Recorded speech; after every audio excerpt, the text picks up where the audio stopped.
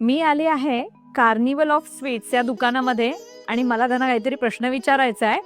तर प्रश्न असा आहे की तुमच्याकडे उपासाला काय काय मिळतं? अंगुर मलाई तुम्हाला उपवासाला चालू शकते किंवा दुधाचे जे काही पदार्थ आहेत ते तुम्हाला उपवासाला चालू शकतात. बर, आणि तुमच्याकडे थंडा फराळ करता येईल का? म्हणजे काय? मंडळी, थंडा फराळ म्हणजे काय हा त्यांनी विचारलेला प्रश्न आहे आणि तोच आज आपला शब्द आहे. थंडा फराळ म्हणजे काय? तर ह्याच्या मागची आधी गोष्ट सांगते आणि त्याच्यानंतर आपण याचा अर्थ बघूया. तर एक श्रीमंत माणूस होता, त्याच्याकडे पुष्कळ पाहुणे जेवायला येत असत.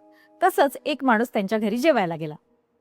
पहिल्यांदा आता मुलांच्या पंक्ती वाढल्या गेल्या तेव्हा त्याचे नोकर त्याला विचारायला गेले की तुम्ही या मुलांच्या पंक्तीला जेवणार का? तर तो म्हणाला, नाही, मी मोठ्यांच्या पंक्तीलाच जेवेन."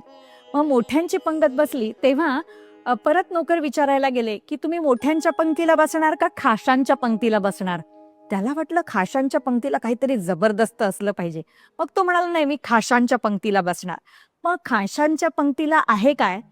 तर त्याने सांगितलं, म्हणजे त्या चाकराने असं सांगितलं की थंडा फराळ. ह्याला वाटलं काहीतरी एकदमच भारी असणार आहे, म्हणून तो थांबला खाशांच्या पंक्तीला. चला, आता खाशांची पंगत बसली, यजमान आले संध्या वगैरे आटपून आणि ते जेवायला बसले.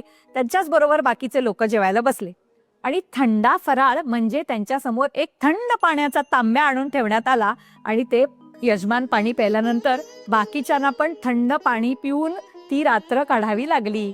ह्याचाच अर्थ थंडा फराळ म्हणजे उपास घडणे. असं छानपैकी मिठाईच्या दुकानात येऊन थंडा फराळ हा शब्द आपण बघितलेला आहे.